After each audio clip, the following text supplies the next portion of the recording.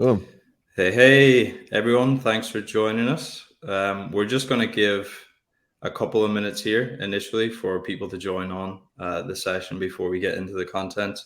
But as you all probably know, our speaker is Miles McNair, founder of PPC Mastery. How are you today, Miles? I'm good. I'm good. Thanks for having me again, guys, and thanks everybody for joining. It's gonna be an exciting 45, 60 minutes, something like that. Yeah, like last time we spoke when I interviewed you for the playbook, you were in South Africa at the time. But I know now you're back in the Netherlands. So how long were you in South Africa for, and when did you get back? Yeah, almost 4 months. So took me some time to adjust again back to the Netherlands life. So we came back last week. Yeah, man, we came back last week, and last week I wasn't here mentally. I was here physically, but I really had to adapt to a new lifestyle, different lifestyle. You know, when you're in South Africa, Leo, I know you know this. It's like mountains and the weather. Well, now it's becoming winter, so it's worse. But was better than here. But especially scenery, like the mountains and the ocean, and after work times we would just hike, and completely different lifestyle compared to here. So it's a little bit of adjusting that we have to do, but as time progresses you get more and more into life as it is here, and it's all not too bad because now it's becoming winter there. It's dark really early, and then it's not so safe on the street, so then I'd rather be here, but still had to adjust anyway. So are you going to escape next winter as well? Escape the Dutch winter again? Yeah, it's funny because everybody asked me that, and probably. Yeah, yeah. I mean, since we did this, I kind of realized that there's no need for me to be here throughout all winter. Maybe not 4 months next time, but maybe like 2 or something like that. As long as we still don't have kids, then we have that freedom. Even after, you still have to. But now it's super easy. So now Yeah. we're thinking about maybe going to New Zealand and Australia. So Well, even further. even Yeah, further, yeah. and that's going to be difficult when you have kids, like traveling for 30 hours, flying for 30 hours. So if we don't Oh have yeah. that right now, then the perfect opportunity is now. But first we have to adjust here, live life here for a bit, enjoy summer, and then we'll see. Yeah, speaking of flying, we've also got Leo Pizarro, head of demand gen at Lunio, just fresh off a plane from Portugal. How are you doing, Leo? Oh yeah. 5 a.m. flight. Not bad. Totally get what Miles is going through. It's like being in the Algarve for what, roughly around 6 days, 30 degrees at the beach, aqua park, and then flying into Manchester, and you could just see the change in scenery, like the whole sky just getting darker and darker, and then as you step out of the plane, you're already feeling like driplets Yeah. coming down. So yeah, You but happy didn't. to be back anyways. Our previous guest, Silvio, he was in Portugal. He just moved there. He was experimenting with the digital nomad life as well. Mm. Did you pass on your recommendations to Silvio, Leo, for I Portugal? did, I did. So to be honest, he messaged me before flying to Portugal, and he said, "Look, he'll try to meet up with me." We didn't end up bumping into each other, but we'll definitely plan something ahead. And then likewise, Miles, next time I'm in the Netherlands, I'll let you know. We can, Yeah, man, hit me up. we'll, yeah. we'll meet up for sure. I mean, there's a big PPC community there anyway, so Yeah, I'd man. love to get to know everyone. We're doing an event again in June, so when you're here, just let me know. Maybe we'll have something cooking up. So just let me know. Is that one of your in person like community meetup events? Yeah. Yeah, we did one. When was it? I think in January or December. And I think we had like 30 guys coming out. One girl, so that's cool. And now in June we want to do it. We're doing it again, and we just low key mentioned it in Discord, and we filled up all the slots in a day or something. So yeah, I guess the people here are really like craving those physical get-togethers, and just gonna be low-key fun, just hanging out, PPC nerds with each other, a few sessions here and there, but it's all free, and we got a nice sponsor, Channable, and so we're doing it at their office and just hanging out together, just PPC nerds. Nice. So if you're in the Netherlands, I think there probably are a few Dutch members of the audience. So definitely check that out. I think we've had a few more people join now, so I'm just going Cool. to get into some housekeeping and stuff. Again, welcome everyone if you just joined. For those that don't know, I'm James, the content manager at Lunio. I will be hosting the webinar today, asking the questions, and we're aiming to get through the main points in about 40 to 45 minutes, and then we are going to have a short 10 to 15 minute Q&A session with Miles at the end.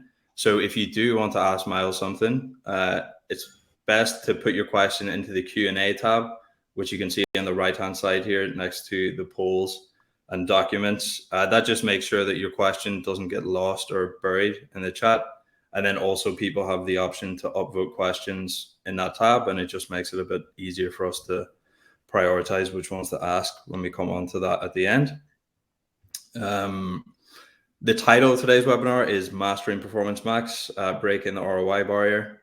So obviously focus very much on PMax. If you aren't already aware, this is the third webinar in a 4-part series. The next one will be at the same time next Tuesday with our guest Fiona Bradley, founder of FB Comms. And during that session, we'll be focusing on all things paid social. So please do join us next week as well. And I'll say a bit more about that at the end of the session. But for today, we're going to be diving deeper into some of the Performance Max strategies Miles outlined in his chapter of the Performance Marketing Efficiency Playbook, which is still available to download free and ungated. If you haven't already got a copy, you can find it here in the Documents tab in Goldcast. And if you find it useful, please do forward it and share the playbook. I spent a lot of time writing it, so I'd appreciate that anyway. This is the second webinar we're recording with Miles. The first was back in September, along with his co-founder, Bob. And that was one of our most popular webinars we've done at Lunio. Nice. And I'm sure a lot of you here already follow Miles on LinkedIn. Lots of useful stuff coming out of Miles pretty much every day on LinkedIn. So if you're not already following him there, I highly recommend you do so. And Miles, just to say, like, your commitment to sharing your knowledge and expertise freely, I think has helped so many other marketers out there, myself included. And it's great to see your community going from strength to strength. So thanks again for taking the time to speak with us today. Yeah, appreciate it, man. Same to you guys. I wanted to say the same thing. Like, you guys are on it, and you're creating so much valuable content for everyone across, like, not only paid search, but across the entire spectrum of online marketing, basically paid advertising. And you guys specifically are doing a great job. So I wanted to say that as well. For me, it's I don't say yes to everything because we're really busy building stuff in the back end, like new products, new courses, all those things. We're still like getting started. But for you guys, yeah, I'll make an exception for sure, because I enjoy it so much. And yeah, no, it's just fun hanging out with you guys. So yeah, that was a no-brainer. Thanks, Miles. So just before we get into the agenda, just a couple points to raise. We are recording the session today, and it will be available to watch back on demand. We'll also be creating a webinar write-up and posting it on the Lunio blog tomorrow, and we'll email you with the link to that when it's live.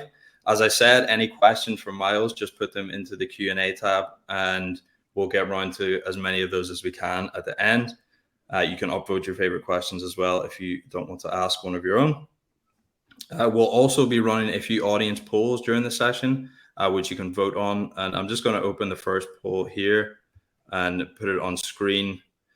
So the first poll that we've got here is, should we temporarily pause the training of AI due to the potential risk to society? So Miles, do you have a quick take on what your opinion would be there?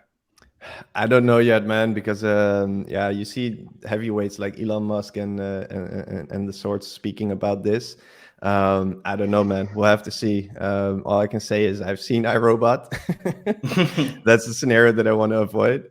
But yeah, I don't know. I guess at some point it's going to be really hard to differentiate what's real and what's AI, like deepfakes and all those things. I guess that's where it gets really tricky.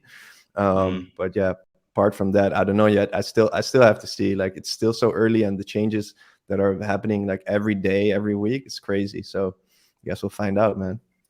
Yeah, there's looking at the audience response here, seems to be in favor of no, that it would be costly and unnecessary. But you know, there are quite a few votes for yes as well. Leo, what's your response to that? You know, this would have to be a global commitment. There's no way that we could have every country agreeing to pausing the development of AI. I mean, if, let's say, in the US they agree to that, China would just kind of take over with that. I think it's unrealistic at this point. We should be more aware and prepared in the circumstances of obviously AI developing further. Like what are the precautions we can take? So I think it's very much impossible to stop the development of it so far. Yeah, the cat's out of the bag. ChatGPT is already out there, open source. So yeah, I guess we'll just wait and see. So that is all the housekeeping out of the way. I'm just going to quickly bring the agenda on screen here and just go over what we're going to be covering today. So first, we're going to address the major changes and updates to PMax since its release. Next, we'll talk about how to integrate Performance Max into your wider account structure, taking account of cannibalization that comes with Performance Max. Then we'll cover how B2B brands can best leverage PMax.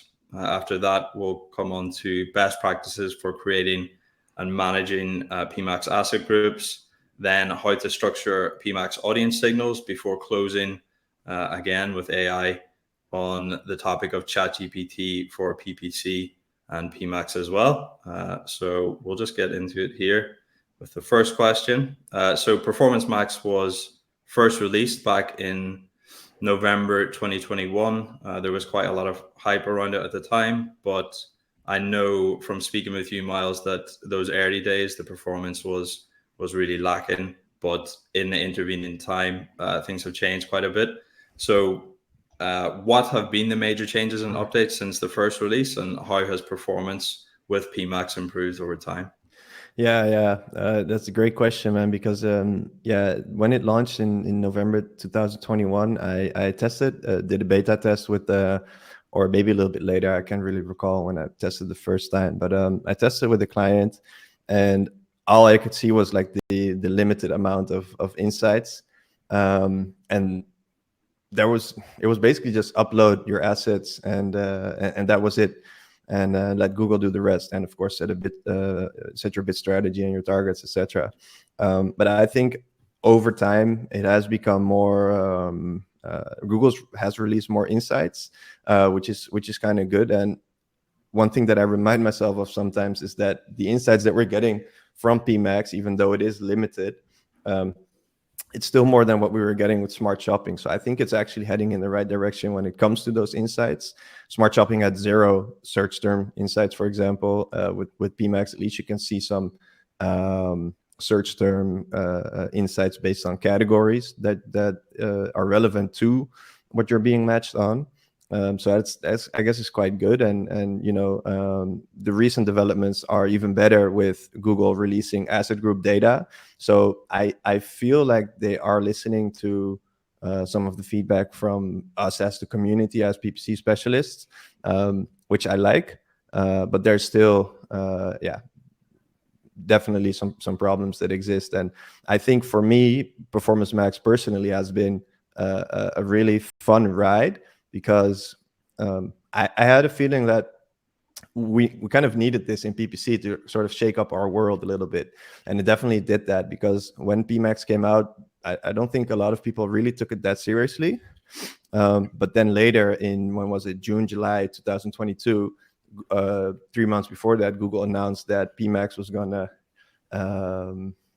sunset Smart Shopping. So all Smart Shopping campaigns were going to transition into Performance Max, and there was nothing that you can do about it. So I think we went really quickly from this is nonsense to with full-on skepticism to everybody adopting it, because you had no choice. Or you had to revert back to, for e-com, you had to revert back to standard shopping.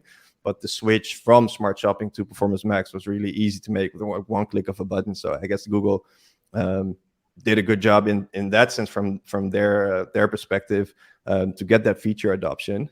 And I think that created a sort of shared enemy for all of us in the community. And I think that's also maybe why I started posting frequently on LinkedIn last year around the same time, like June, July. And I was already posting on and off for a couple of years, but never really like consistently like I'm doing now. But I think also why the community came together around that time is because we had that shared enemy. Like, okay, we have this beast of a campaign type, which is Performance Max. It's basically everything all in once. What do we do with it? And I think before that, everybody was, or not everybody, a lot of people were keeping their strategies to themselves to a certain degree, like agencies like really sitting on their strategies. But now nobody had it figured out, so we had to collectively learn. And I think a lot of those learnings, like collective learnings, those are the things that we are thriving on now, like feed-only Performance Max campaigns and all the extra insights that we're getting through scripts that people are building, and everybody's like openly sharing that with each other now. So I think that's really cool, not only for Performance Max, but for the PPC community as a whole. And I personally enjoyed making the shift to Performance Max, not because I like Performance Max that much, but because it just forced me to really like dive in again and be a newbie again and really learn something new completely in Google Ads. And I think one of the problems with that is, if you're an experienced Google Ads specialist with, let's say 3 to 5 years experience with automation, then the switch to Performance Max will have been relatively smooth and easy, not necessarily easy, but smooth, because you're already familiar with how to work with creatives, how to work with for video, for example, or display, or like the responsive format that is in Performance Max as well, or DSA, that element is in Performance Max. Bid strategies like target ROAS, all the things that you were already working with are now sort of being connected inside of Performance Max. But if you're a newbie now, or a business owner, and you're trying to set up your own Performance Max campaign, then there's a lot of pitfalls. Like, for example, high CPCs. We have no idea what's going on under the hood. We don't see average CPCs for individual search terms. We have no idea. And I know for a fact that it's inflated. It's way too high in some accounts. You just know, because we've seen the same in search and shopping campaigns in the past as well. So I have every reason to believe that you'll see that in PMax too. Or for example, getting ads shown on low value video placements, display placements. I know you guys know all about this, like placements which are heavily bot infested.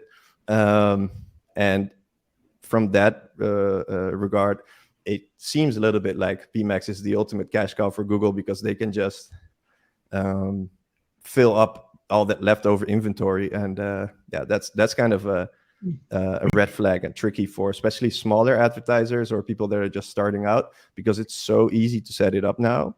You just add a few images, add a video, or maybe not even add a video, and then Google generates it for you, which is even worse. And then Google can really like take advantage of that with even if it's like 5 or 10% of your budget that can get wasted.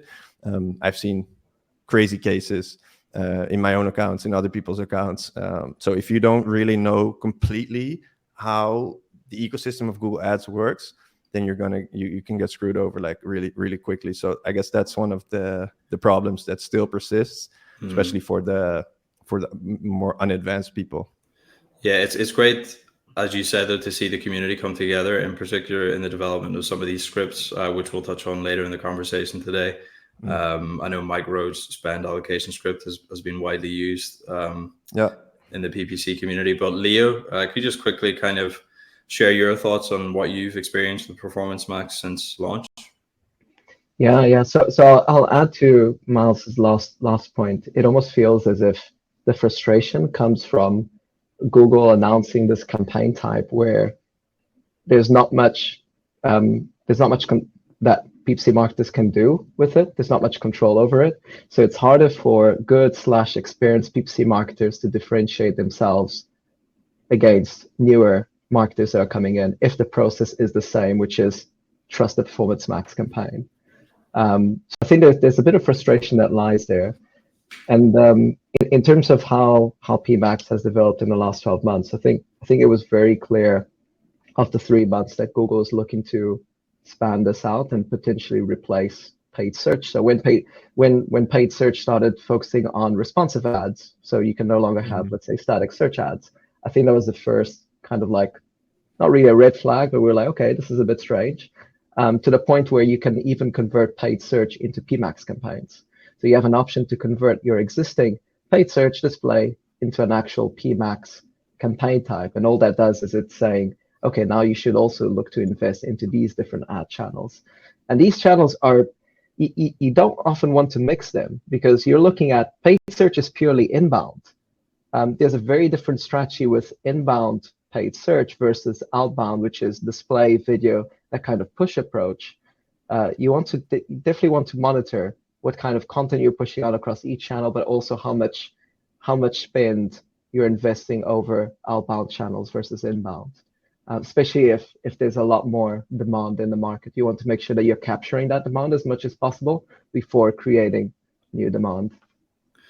Yeah, well, as you said, Google are kind of increasingly pushing Performance Max, and it seems almost inevitable that automation is going to increase across paid search. No one knows what the future will look like. I know, Miles, on our first webinar, you mentioned this kind of keywordless future of paid search, and PMax kind of being a somewhat early prototype of what that potentially might look like in the future. But yeah, there's a lot of unknowns there. So we'll just go on to the second point here. So as we've kind of discussed in that first question, Performance Max incorporates a lot. There's a lot going on within it. And one of the big risks is that if you don't integrate it in correctly into your wider account structure, it can start to cannibalize on your other campaigns and lead to inefficiencies there. So Miles, initially, what are the things people should know about Performance Max traffic cannibalization, and what do they need to think about when they're integrating it into their wider account structure? Yeah, that's a great question. And I think there's also a few misconceptions here. So let's just dissect it a little bit. For one, when it comes to cannibalization, I think Performance Max will try to cannibalize on everything, and it will cannibalize on everything on all your other campaigns at some point. So you need to have some safeguards in place to make sure that it doesn't cannibalize too much. Because I also saw someone in the chat, can't really see who it was now, but it was or Andres was mentioning that is worrying about Google investing in non-incremental channels. And I think with PMax, the cannibalization, you can see it across all of the channels. You can see it across search, you can see it across video, you can see it across display and shopping. And one of the dangers that exists there, which also ties to the first question that you had before this, is that through cannibalization, Performance Max might actually look really good. But one thing that you need to do is always look at your data on a holistic level. So let's say your Performance Max campaign is increasing in performance and it's getting better. You always want to check whether your search campaigns, for example, are also still stable and not scaling down, because Performance Max is eating up all of the spend and the clicks and the conversions. Because I think that PMax really loves to take credit for any and every conversion. And it's not necessarily a bad thing if PMax grows. It's good, but always look at your entire account, like on a holistic level. So one thing that I always do, or I don't want to speak in extremes too much, because always and never are almost never applicable inside PPC, as I've learned recently. In a lot of cases, I exclude branded search from my PMax campaigns, and that is because a few reasons. One, it inflates the data in Performance Max, and it steals the conversions and the clicks from my branded search campaigns, which will often be much cheaper. So in branded search, I can control the CPC to a certain degree, and in PMax, if it eats up the branded search click, if it takes priority in the auction, I have no idea whether we're overpaying. We might be overpaying. Even if you look at branded search as a whole, is usually the last step before a conversion in a conversion path. And most people that are searching on a branded search, they will convert anyway in most cases. A few other cases, like there are always cases where that's not going to happen. But in a lot of the cases, branded search is the last step in a conversion path, and I want Performance Max to focus on those non-branded queries that might be incremental to the growth of the entire account. So that's the first thing that I almost always do. And then when it comes to non-branded search, it can also cannibalize heavily there. And as a result, I've also seen non-branded search campaigns that would usually spend a lot and get a lot of conversions just go down in spend because PMax is eating it up. And one thing that you can do about that is just add more keywords to your non-branded search campaigns. A lot of people think that you need exact match keywords, but it's just the exact word that you need. And then in theory, your non-branded search campaign will take priority in the auction. But then there's also the factor of ad rank, which is partly determined by your bids. And oftentimes you have a more aggressive target. That's what I see in a lot of cases. You have a more aggressive target on Performance Max, which then can lead to higher ad rank, which can lead to more cannibalization. So it's always like this sort of balancing act that you're doing in the entire account. And the main thing is just keep an eye on where PMax is spending the budget, which you can do through the Mike Rhodes spend allocation script, which is arguably the greatest thing that we've seen in PPC for the last 6 months, because it helps us get more insights in the black box that is Performance Max. And then on the other hand, also exclude brand, make your non-branded search campaign structures like really granular. Those kinds of things really help. But then also the spend allocation script, layering that next to it, that's crucial, because then you can see like, okay, we see over time that the majority of the spend is now shifting from shopping to video or from shopping to search. Then that indicates that there might be something that you can do about it there. That's maybe an action point for you to take. Yeah, so if people already haven't got that Mike Rhodes spend allocation script that Miles is talking about, if you go to the Documents tab on the right-hand side here, you can scroll down and find the script there, along with instructions on Miles and Bob's blog on how to get the best from that.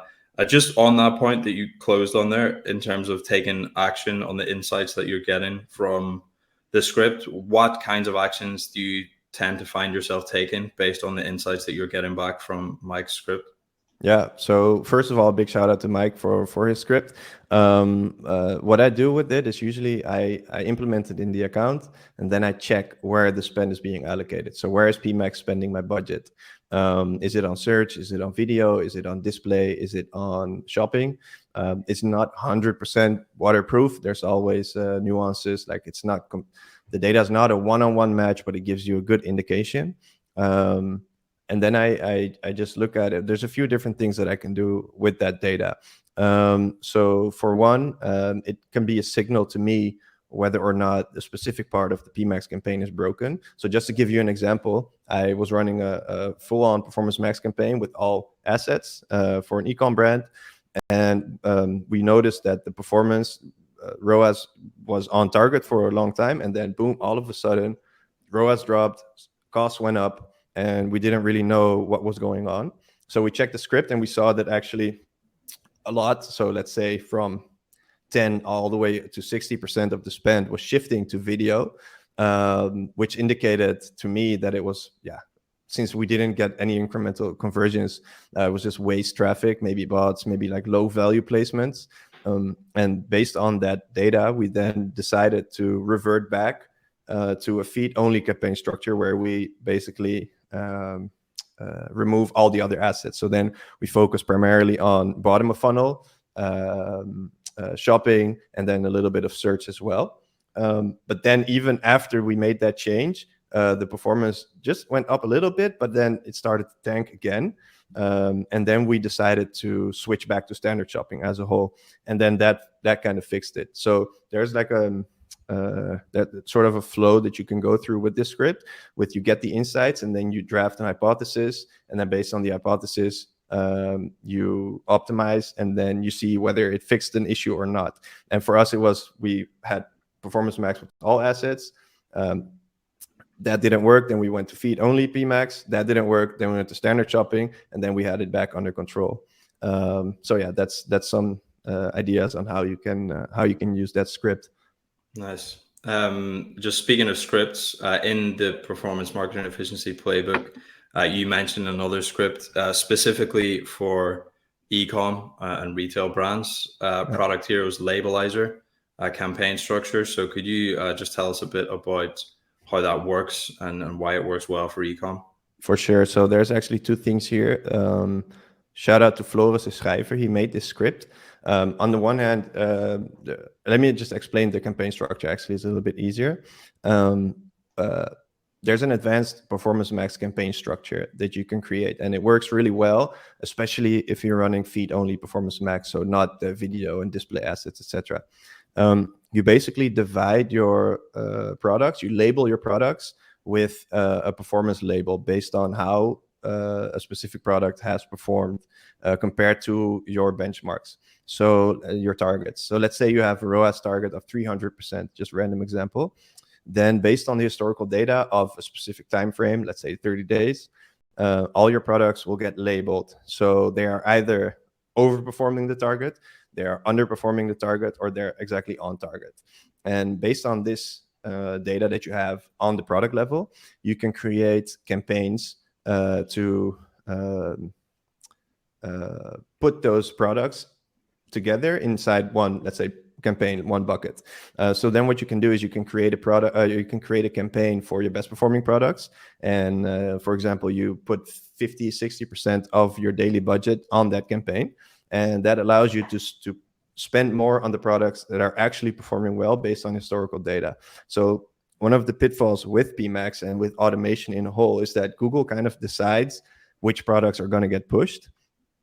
And in theory, they will always push the best products, but in reality, that's not always the case. So you can take back a little bit more control. You need, let's say, between 50 and 100 conversions per month for this to work. This doesn't really work that well for smaller accounts. But then you can create that segmentation, and you can kind of force Google to spend more on your best performing products.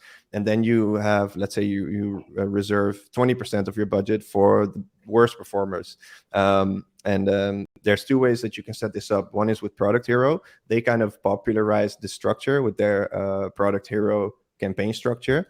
They categorize it as heroes, the best products, the sidekicks that they show high potential, but are not like haven't gotten a lot of clicks yet. Then you have the villains, which is your worst performing products, and then zombies, which is products without any impressions that you want to boost a little bit. Then we had Floris. Floris, he's also a member in our community.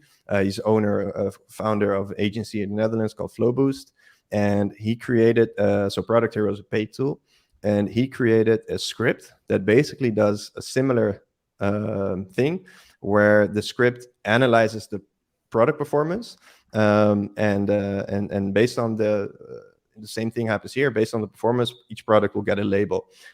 It's slightly different in how he named it. That script is called FlowBoost Labelizer or Flowbelizer, and it kind of does the same. He just calls it over index, index on target, under index, and then you can create your campaign segmentation based on that data. So they kind of do the same. Product Hero is paid, and they have a whole like setup wizard, and because it's a actual SaaS tool.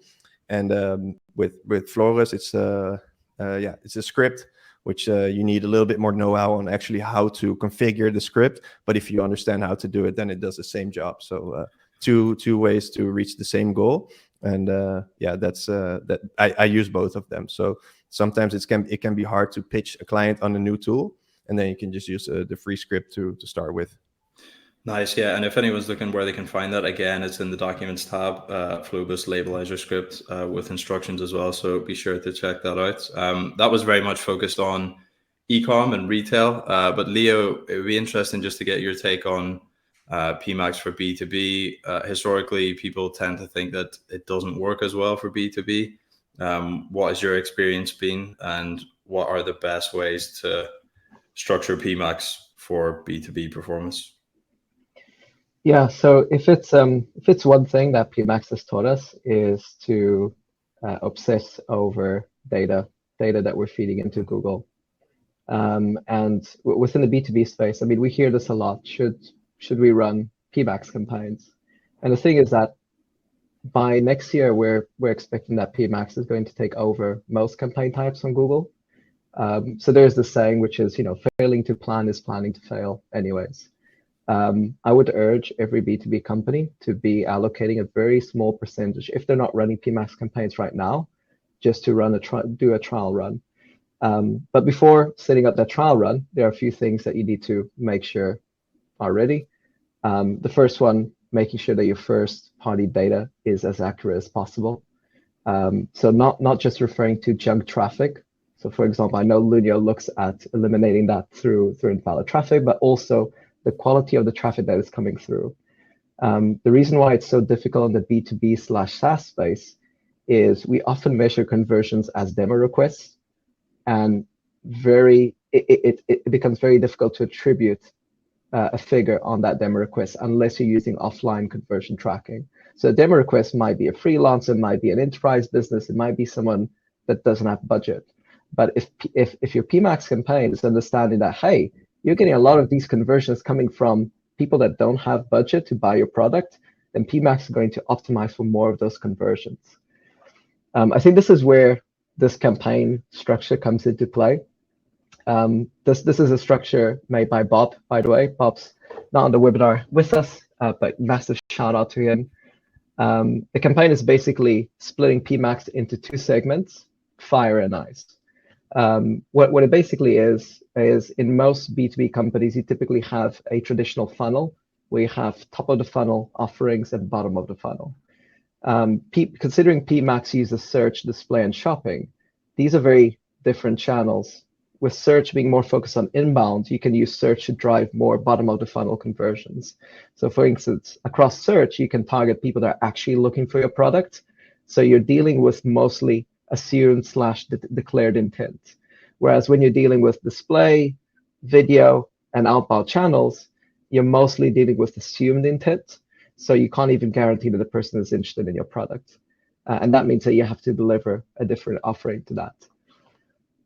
So yeah, the short version is the fire campaign is basically a combination of assets that's geared towards those bottom of the funnel offerings.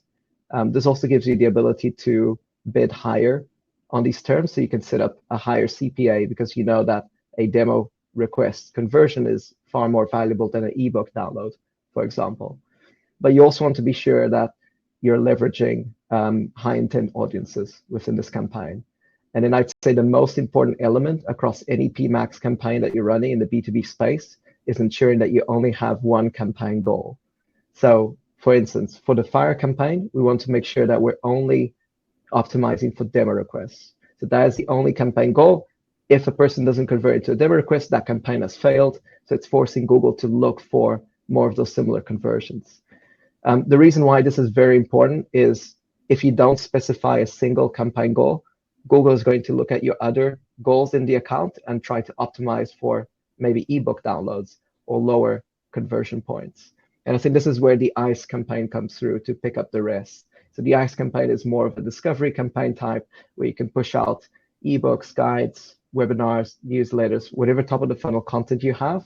But it also means that you can go much broader with audiences. You can bid. You typically have a much lower CPA because you don't want to be spending on those audiences as much. But you also want to make sure that you're only optimizing for those low value/low friction conversion points. So I would say if you have that structure in place, then you pretty much set up to success for a trial run. Nice. Thanks for running through that. For more information on the fire and ice structure, you can find it in the Performance Marketing Efficiency Playbook. Or you can check out Bob on LinkedIn. He has posted some of the results that he's seen using that campaign structure in B2B. I am conscious for time here, so we do want to leave some time for Q&A at the end. So let's kind of just run quickly through the next two questions here, Miles, just about asset groups and then first-party data. So first of all, in relation to assets, what are the best practices for creating video and photo assets for PMax and kind of managing those asset groups? Yeah, so I'll try to be brief here. When it comes to video, if you're already running any video ads on, for example, YouTube, then definitely leverage the insights that you already have from there. If it's completely new, one thing that I really like to play with is ChatGPT for creating different marketing angles and video ad scripts. So if you have video ad, then the script is arguably the most important thing, because you don't want to just randomly blend a few shots together. You want to tell a story with a strong hook. The sequencing of the clips is important, the pacing as well. Like, I always tell people to look at Mr. Beast's videos, because they're really like quick and snappy, and they hook you in from the beginning. He's like, oh yeah, I'm gonna give away blah blah blah blah blah 2,000 Lamborghinis, and it's really like hyped from the beginning, and he keeps that pace all the way until the end. And that's what you need to think about in your videos. Like, optimize, I guess, for distracted brains, easily distracted brains. Then when it comes to the story in the ad, you need a good hook. You need to show how your product or service is actually the solution to a prospect's, users, to a watcher's problems. And then end with the strong call to action. I guess those are a few things off the top of my head that you need to incorporate in your videos.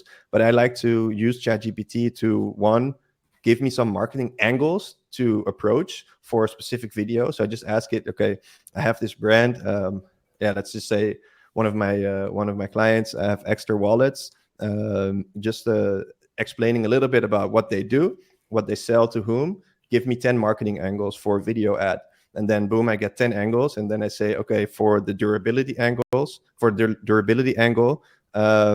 draft me a video ad script. And then based on that script, we can go to our video developers, people who create the videos, and say, okay, we want something along these lines. And it's actually really good. Like, ChatGPT, if you have the right prompts, it can give you the entire script, what the scenery looks like, who the people are, the people inside of the videos, what the narrator says, all those things. It's really crazy, like, what you can do with it for the first step of the creation process. So that's I guess that really helps to speed up the creative process when it comes to videos. And when it comes to images, it's much more straightforward. Make sure that the outlining of the image is good, that you have strong copy to go with those images. Speak to the pain points of your customers, and it all comes down with these ads. Like, do you really know who you're serving, what their pain points are, and how your product or service is the solution to that? And then you need to show that. And then, of course, there's like the design and all those things. But firstly, you need to think about the marketing side of it, which is just, who's my customer, what is my messaging, and where do I show an ad? Yeah, and avoiding stock photography, if at all possible. For sure. Yeah, and absolutely. I think it would just be interesting if you're taking those ChatGPT scripts and you're passing them over to a freelance video producer, like on Fiverr or Upwork, like, and they're using B-roll to put this together. How much would you expect people to pay for one of these PMax video assets? That really depends. Like, if you go the Fiverr route, it can be relatively cheap, but then you need to expect, like, what is the quality if I don't pay a lot. But that can be fine in the beginning, because I always say, like, you want to test small first, and don't invest in a big production before you've tested small, because maybe the marketing angle is completely off. So it's fine to just do it for, if you do it on Fiverr, it can be like $100, $200, sometimes a little bit more maybe. But if you find the right person, maybe it can be it can be relatively cheap. But also understand, like, you're going to get a cheap video. But that, as I said, in the beginning, as you're testing, that's fine. But then as you start to invest more in more professionally produced videos, or even UGC, I used to mention UGC as also a cheap option, but it is no longer like super cheap. But then as you understand, like, okay, these angles work for us, then you can start to invest more. And then it can be anywhere from 5,000 to 100,000. Like, if you work with the Lehman Brothers, the agency that only makes viral videos, then it's going to cost you like 200,000 for one video. So anywhere within that range, but definitely keep it on the lower end if you're starting out with this. Yeah, start small. So just quickly, again, obviously audience signals are a big part of PMax. It's not the same as traditional audience targeting. But just quickly, Miles, what are your best practices for combining first-party data with Google-owned data in your audience signals? Yeah, so the best practices are sort of similar between lead gen and ecom.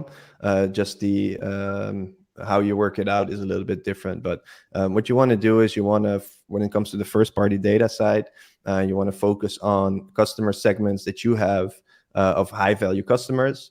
Could be people that have a high repeat purchase rate or high customer lifetime value, those kinds of things. When it comes to lead gen, you want to just focus on high value leads, high value customers as well. Same thing actually applies here.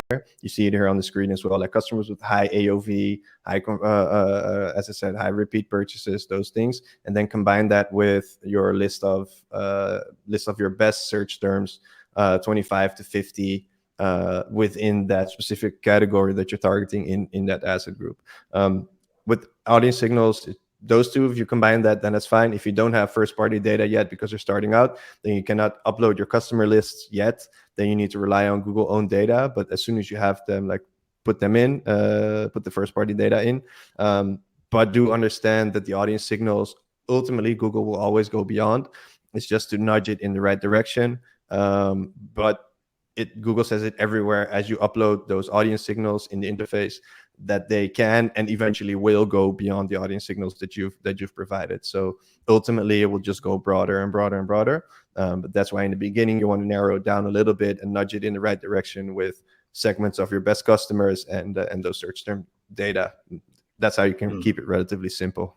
Do you just don't want to go too broad in the beginning? Then you're usually good. Yeah, so stay away from interests and demographics and stuff, and focus on best performance search terms. Yeah. Leo, the invalid traffic audiences created by Lunio are first party data, and could you just talk us through how Lunio's exclusion functionality works for PMax? Correct. Yeah. Another question that we get quite a bit, mainly with PMax being very limited with exclusion options. I'll be completely transparent with this. I think some of the first trials that we ran, we were amazed at the results at first, and then we realized, okay, this is really due to PMax focusing heavily on display and video. So that's typically where we see a high rate of invalid traffic, specifically across YouTube ads. We've seen IVT across YouTube ads increase dramatically in the past 6 months. And considering PMax is now focusing on automatic generated videos, we're seeing that correlation across our clients. But in terms of how these audiences are generated, think of it as the same way as you would generate a retargeting audience or conversion audience. So all we do is you have a pixel on the site. We listen to that pixel. We can attach that pixel to a fake visit, to a bot visit. So for instance, if you're a scraper bot, you visit the site via maybe a Google ad, we can pick up that pixel, send it back to Lunio and say, hey, send it back to Google and say, hey, go generate an audience of fake users based on this type of activity. The way we do it with PMax is through customer lists. It's a very interesting function. And what we recommend to our clients is typically you would have two main campaign types, one that is focused on new customers, and the ones that aren't focused on new customers. So the new customers is, this traffic is genuine because you're mostly focused on your own first party data from people that have converted before. But when you're doing discovery campaigns, this is where you tend to see high percentages of wasted spend. So we actually import those lists as customer lists to then exclude across PMax campaigns. And then what you're seeing on the screen is one of our enterprise retail clients that ran an A/B test between a before and after with Lunio. So for existing clients that were with Lunio and they decide to move to PMax, we wouldn't see that much of a difference because the data that they're sending to PMax campaigns is already clean for the past 6 months. But if you're a new Lunio user or you've not cleaned that data before and you're looking to run PMax campaigns, then it's typically that learning period within the first 6 months that you would see between 20 to 30% of spend just going to waste. Nice, thanks, Leo. I think we've got 10 minutes left, so we've touched on ChatGPT already, especially Miles in the context of creating video scripts. Is there any other areas where you think ChatGPT can be especially useful for PMax, or just PPC in general? This is to both of you, Leo and Miles. Yeah, for sure. I follow Dickie Bush, the founder of Ship 30 for 30, who helps people start writing online, and they're investing heavily in ChatGPT as well, how they're using it, and he calls it his personal intern. And I kind of like it, because I think what a lot of people get wrong about ChatGPT is that they just do a random prompt of 1 or 2 sentences, and then they just hope or think that the output is going to be good. But a lot of things, I see a lot of posts on LinkedIn as well. Like now, you can easily see if it was written by ChatGPT. So I think people are going to flourish if they know how to use it to their advantage, sort of like symbiotically. And I think if you look at how to use it in PPC, the first one, easiest to do, is just create headlines, descriptions, add copy, give it clear instructions that, for example, you want 5 headlines with a specific keyword, you want 5 headlines or 3 headlines with urgency, 2 with scarcity, 2 with countdown timers, whatever it is.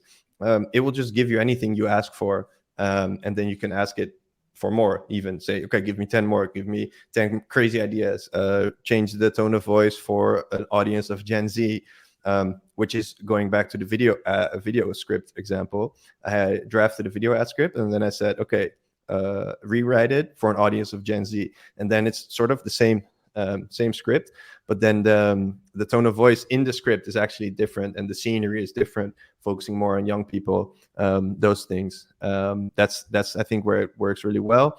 Also for your landing page copy, drafting new value propositions, turning features into benefits, rewriting data layers for Google Tag Manager, which is nice as well. There are a lot of things when it comes to coding and JavaScript, like scripts that a lot of us weren't able to do. You can actually do it now with a little bit of tweaking in ChatGPT. I know Bob is actually working on something now, and he's cooking something up with a script with ChatGPT. So there's a lot of exciting things coming in that regard from people like me who have no technical know-how, and all of a sudden we can create more. So that's pretty cool. But I think the easiest way to use it for PPC, start with your headlines, your descriptions. That's the easiest way to get it started. Yeah, I'm going to keep an eye out for Bob's script. If it's under development currently, I'm sure that will be a big announcement when it comes out. Leo, is there anything you want to mention just to wrap up on this point? Yeah. So I would say my personal favorites are scenario-based prompts. So if you know the persona, the pain point, the solution, and the scenario, and I think the scenario is quite important because timing plays a big role. So for instance, the scenario with it being 2023, we're in an economic crisis. You tell ChatGPT, hey, I'm targeting maybe performance marketers. This is the pain point. This is what they're struggling with. This is what our solution does. And we're in an economic crisis. What are they most focused on? And it's quite interesting to see the different results depending on the seniority of that individual.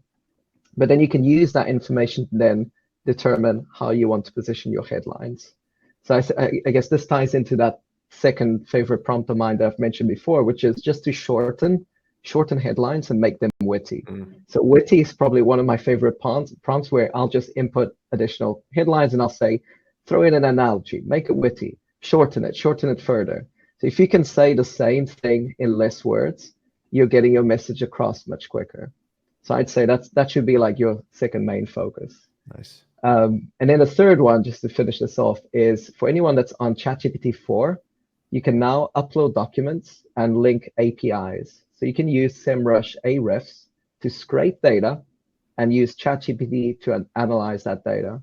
So an example that I've seen recently was someone's scraping competitor keywords to then displace those ads. So ChatGPT would analyze competitor ads, and as long as your solution is similar, you would say, okay, now create ads that displace those competitor ads. Or even better, it might be that you have a list of informational keywords, and you tell ChatGPT to transform those into commercial keywords. So rather than someone just searching for Performance Max, maybe someone is looking to do more with Performance Max, in which case maybe there's some commercial intent behind that. I would say those would be nice. My top 3. Yeah, shorten it. As a copywriter myself, I definitely agree with the if you can say it in less words, say it in less words. But it's not always easy to get there. But that's super useful use of ChatGPT. So now, as I said, as promised, we are just going to quickly go through a few of the Q&As here that we've got. We'll just get through as many of as we can. I see the first one here. Is there anywhere we'd be able to access the scripts? As I said, if you want access to the scripts, which Miles mentioned, Mike Rhodes and the Flowbus labelizer, you can find them in the Documents tab. I'm just going to share this question. One sec.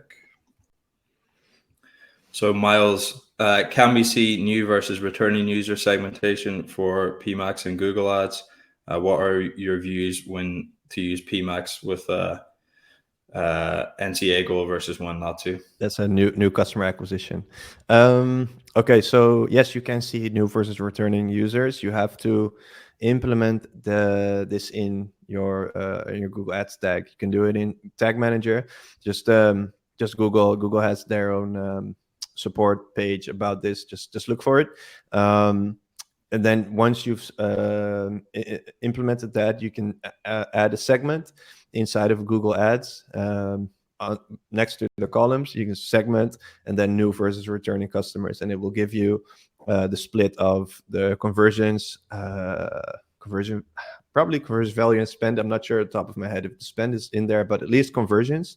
And you can see how many conversions you're getting from new versus returning customers. So yes, that one is crucial for nice new information about where PMax is spending and focusing on what type of customers. And my views when it comes to using new customer acquisition goals, it's kind of tricky, because if you use it, and especially if you use increased values for new customers, then you need a plan. Like, how are you going to look at the data afterwards? That's going to inflate your data 100%. So you need a plan on how to work with that. It can work well. I haven't built up a case study yet, because I see a lot of issues when you're setting that up, especially if you want to revert back. Yeah, if you're maybe like a supplement brand or something like that, where you're really focusing on that first sale, because then you can upsell them in the back end for increasing the lifetime value, then maybe that is definitely interesting. But if that's not the case, then I would say be wary and be careful if you're using this, because it's 100% going to inflate your data. Nice. The next question: how can we use PMax for niche campaigns in which the keywords have a really low search rate? Yeah, I guess it doesn't really matter, right? If the volumes are too low that you're not getting any impressions, then maybe see what you can do with your search campaigns. PMax will pick up a lot of search terms around the main keywords that you may have in your mind. So I guess it's a kind of a broad question, and I can't really answer it completely because it kind of depends. Yeah, as is the case for many questions. Yep. For accounts running separate display and search campaigns, have you noticed random spikes in PMax pushing on display inventory? We've seen this a few times this year, and it always leads to poor ROAS, but I'm having a hard time understanding why this happens, as data is unclear. Yep, and that, I guess that indicates bot traffic, right? Or can indicate extra bot traffic, right, guys? I've seen this happen a lot of times. Like I mentioned in one of the examples on how I used Mike Rhodes' script, we saw an huge increase, not on display but on video, and that's when we just decided to kill that side of Performance Max and focus on bottom of funnel. And yeah, to me, I guess I have another case that I saw recently where a lot of got a lot of extra spend on apps, which really sucked, overspending like 5 times the daily budget. And yeah, to me, it just looks like bot traffic or cheap placements that Google's trying to get rid of, especially if you're already reaching your target and you have a little bit budget left on your daily budget. Google's just going to go and push it wherever in a lot of cases. Do you have anything to add to that, guys? Because you know much more about bot traffic than I do. Yeah. So I think particularly it is particularly across video that's been the trending case, and I thought it's such an interesting association because initially it's always been display that has seen the highest rate of invalid traffic. So on average, we see 36% of spend on display just going to the bin. However, in the past 6 months, we've just seen video ad fraud just increasing massively, and I do think this is related to the whole PMax case of auto-generated videos and then shifting the budget towards these channels. The next question I think is the most upvoted one. Is there any script to exclude low performing placements in PMax? No, unfortunately not. We cannot exclude. Wait, I might be lying. I have to double check whether we can exclude individual placements. The only thing is that you can see, maybe you can actually do it. I have to double check. But the problem is with low value placements is that we only see impression data on those placements inside of Google Ads. So even if it does have a lot of impressions, you still don't know anything about the conversions, which kind of sucks. If you want to exclude a whole placement in the sense of I don't want to spend on display at all, or don't want to spend on video at all, then you can revert back to a feed only campaign structure if you're running ecom, and then that will make sure that you don't spend on display and video at all. There was a script actually that removed the auto-generated videos, but it stopped working. Google kind of made a fix in the back end, and now it doesn't work anymore. So yeah, that's it. It's interesting question from Eric. What is the main functionality you'd like to see incorporated into PMax that's not there currently? Nice, good question. I think I'm looking forward to the asset group reporting data. I see a lot of people are already having it in their accounts. I don't have it yet, so I'm still waiting for that, because then we can test more on the asset group level. But the main thing that I want Google to incorporate is just spend allocation insights. Like, why do we need to create a whole script? And then Mike is I forget the guy that he built the latest script with that also allows us to see search data. But why do they have to dig all the way into the API? And he shared an image of how we all like made their brainstorming session, like doodling, like, okay, if we connect this data source to this, and then blah blah blah, and then eventually they got the search data inside of that script. The data is there, it's possible. Google just doesn't want to share it with us. So I would love to see that, but I don't think we'll ever get it. And then maybe also like more advanced search term reports, those things. But I doubt we'll ever see that happening. Yeah, unfortunately. I'm just going to go two more questions quickly, and then we'll just wrap up. So the second to last question from Diana. We tried a script that is breaking down broken spend up by channel, similar to Mike Rose, and it seems that most of the spend is going to search. How can we increase delivery to the display and video in the PMax campaign? Yeah, good question.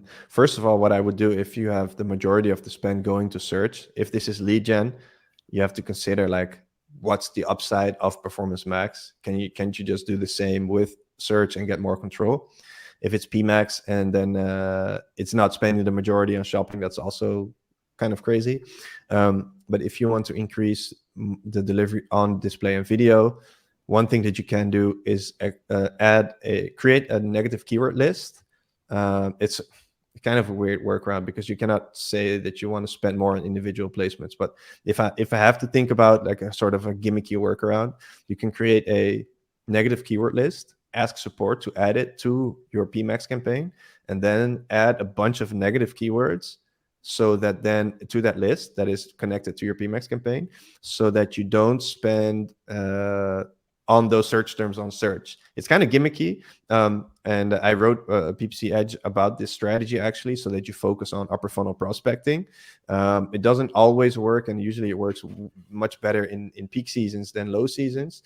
But that's, yeah, if you want to, I guess how it works with PMax is that you can't say I want to spend more here, but you can say in some cases I want to spend less on that side. So then you just exclude search terms, and then automatically you will see less spend on search because you're excluding all of the search terms. But I have to say it's a bit gimmicky, so I just wanted to give that disclaimer. Yeah, no problem. Final question from Dan. PMax in its own child account in MCC structure to avoid cannibalization. Does it work? Does it not work?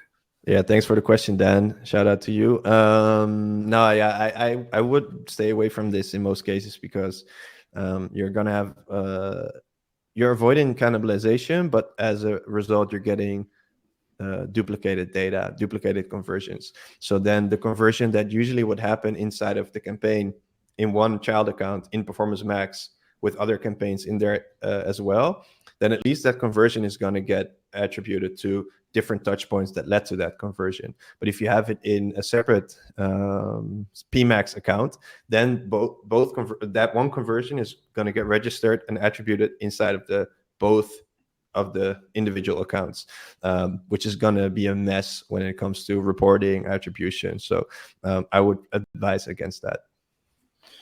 Thank you very much. We're going to have to leave it there. I think there was a few questions which we didn't have time to answer, but we will review those afterwards and we will get answers to you. Big thanks to you, Miles, for all the tips and insights there. Could you let people know where to go if they want to connect with you and if there's anything else you'd like to mention before we wrap up?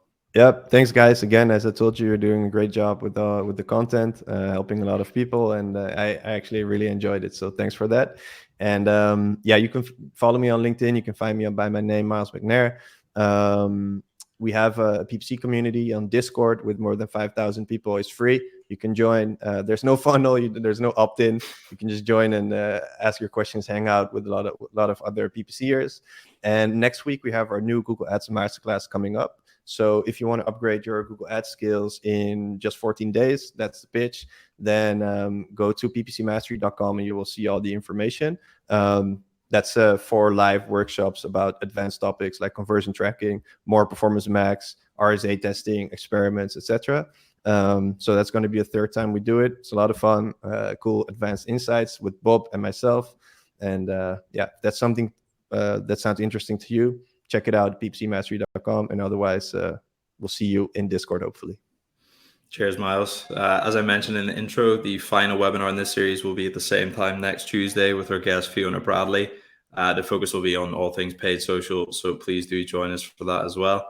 Leo, just before we close, if people are interested in seeing Lunio in action with Performance Max, how can they get a 14-day free trial?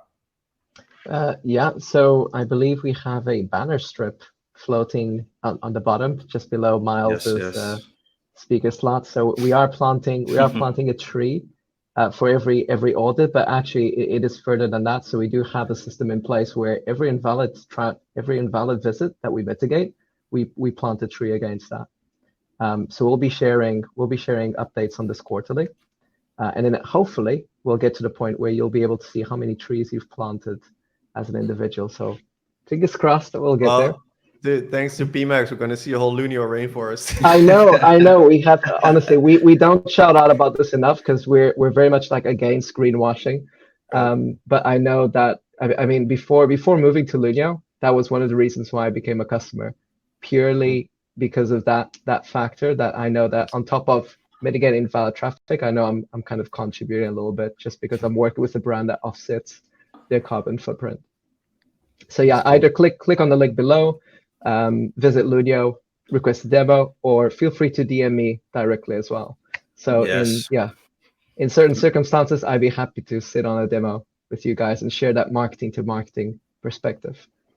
Yeah, Lunio rainforest incoming. Thank you, Leo. And lastly, big thanks to everyone for tuning in, either live here today or on demand. Hope to see some of you again next Tuesday. Take care, everyone, and good luck with your Performance Max campaigns. Cheers, guys. Thank you very much. See ya. Cheers. Bye. Thanks, everyone.